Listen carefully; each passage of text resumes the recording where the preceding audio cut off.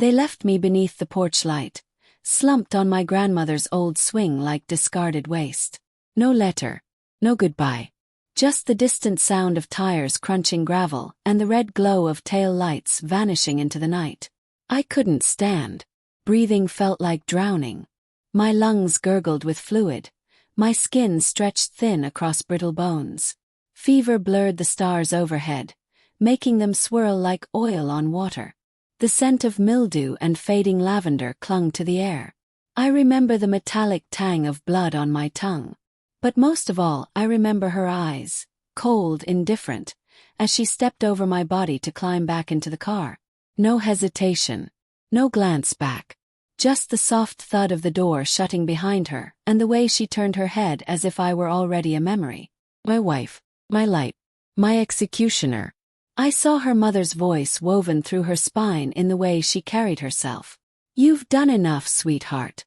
He's dead weight now. You need to think ahead. The ranch will be yours when he's out of the picture. They thought I'd fade away quietly. Forgotten. Finished. They forgot who raised me. This land was built by my grandmother's hands.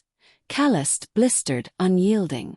She buried 2 husbands, chased off a third, and outlasted every man who ever underestimated her. She taught me how to skin a buck, how to hear truth in silence, and how to pierce a lie with one glance. She taught me how to endure. She passed 2 months before they dumped me here. A heart attack, sudden, merciless. I hadn't even begun to grieve. Too weak from pneumonia, too broken from surgery. I could do nothing but sob into a hospital pillow. By the time I was discharged, she was gone. Her will had been finalized. The ranch was mine. That's when they struck. First, I believed the story. That she brought me here to recover. That her mother's concern was genuine. That love sometimes wears the mask of hard decisions. But that final look, there was no sorrow in it. Only freedom. That's when the ache in my chest hardened into something sharper. Something cold. Focused. I watched her leave. And the truth began assembling itself. I recalled every hushed phone call she took outside. Every vague answer she gave. Every time her mother brought over legal forms and asked casual questions about the land. My land. The pieces locked into place when I found the empty pill bottles in the trash. They hadn't just waited for me to weaken. They helped it along. The next 6 months, I clawed my way back from the edge. First I crawled literally. Then came slow, staggering steps. Then strength. I dug into the earth, trimmed the fields, rebuilt what time and neglect had worn down. I let illness pour from my body through sweat and rage take root beneath my skin. I went silent, answered no calls, filed no reports, waited.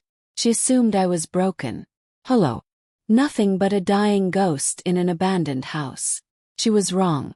I was learning again, through quiet, through rustling leaves, through the hush of shadows. This land still whispered. And I listened. I began digging in other places too. Through property records, loopholes in the law, her banking trails, the logs from her phone. She thought she'd trapped me in a legal knot when she married me. What she didn't know was that this land wasn't just willed to me. It was shielded by trust. Her name. Nowhere on any binding paper. But she thought once I passed, it would all fall into her lap by default. I let her believe that. Exactly 1 year later she returned. Black dress, crocodile tears, clinging to her mother's arm like it was all too much to bear. They hadn't changed. Same perfume. Same smug grace. Same soft voices pretending to grieve. They expected to meet an attorney. They got me. I stood tall on the porch, clean-shaven, wearing the boots she once mocked. Said they made me look like a cheap cowboy. When her eyes met mine, the blood drained from her face. "What the hell?" her mother gasped. Smiled. "Welcome back. You've missed a few things." I walked them through the house. Family photos back in their rightful place. Legal files displayed like art in the office. The actual will, official, notarized, witnessed, hung proudly behind glass. Then I handed her the envelope. She opened it with trembling fingers. Inside, finalized divorce papers, dated 7 months back. And another letter, a legal restriction on the property. You have no claim, I said calmly. Not to a cent. Not to a single blade of grass. You walked away. That made things simple. You can't do this, her mother snapped. I didn't, I replied. You did.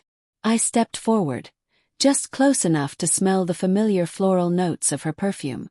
You tried to bury me. You should have made sure I was gone. She tried every weapon she had. Rage, tears, apologies.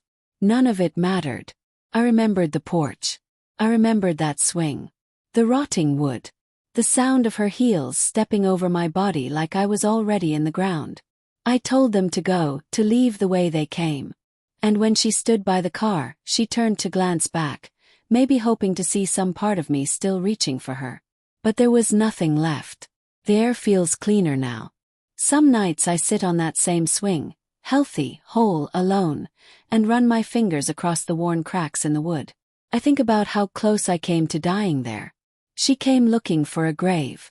She found a reckoning. I don't need revenge to be sweet. It's enough that it echoes.